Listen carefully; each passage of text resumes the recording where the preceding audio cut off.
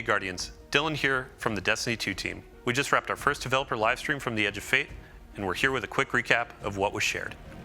Eric kicked things off with an overview of Armor 3.0, highlighting new stats, updated tuning mods, and the build crafting potential of the refresh system. We want to make Armor more exciting and desirable. And then we want to rework the stats and give you further depth of build crafting in your Armor rules. All of our stats now, instead of going to 100, they go to 200.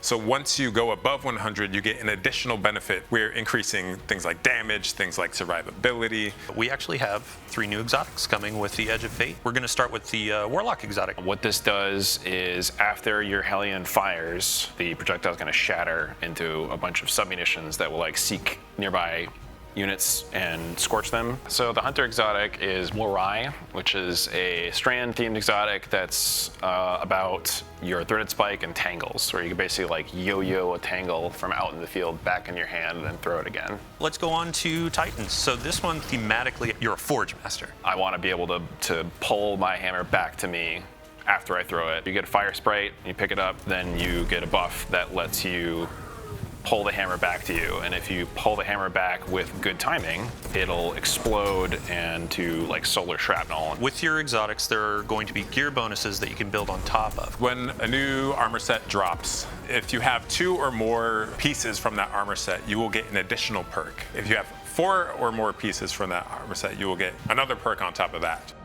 Vivian walked us through the new weapon systems, highlighting a range of incoming legendary archetypes like crossbows, longbows, and special ammo pulse rifles. For Edge of Fate, we are building a crossbow. We want the feeling of like really drawing it back and it hitting a single target and doing a ton of damage. When you shoot that big heavy bolt and it hits your target, you can just go pick it back up.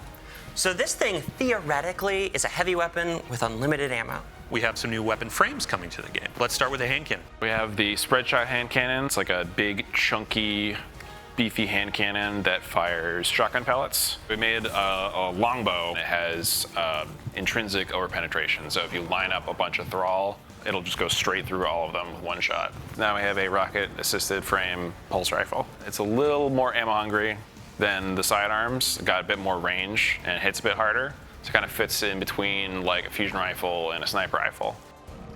Eric gave us a closer look at the updated gear tiers, breaking down how higher tiers offer better stats, new cosmetics, and other chase-worthy upgrades. So gear tiering enables players to look at a piece of gear at a glance and like understand how powerful it is. When a weapon drops, I'm able to just glance at it and be like, oh, tier 1 weapon, it's gonna have base stats, it's gonna have a limited perk pool there. But you can see at tier 3, we now have 2 enhanced traits. Some of our columns are gonna have more perk options in them.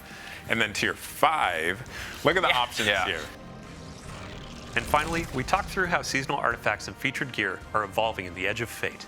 We made this artifact like a little more weapons focused than we maybe normally do. Some of my favorite perks in these are Radiant Shrapnel, and this is gonna add like an additive shrapnel burst when you're killing guys when you're radiant or they are scorched.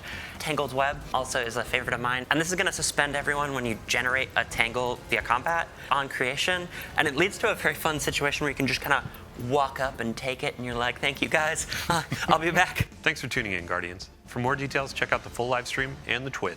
Then join us back here on July 1st as we talk through more updates coming with the launch of the Edge of Fate.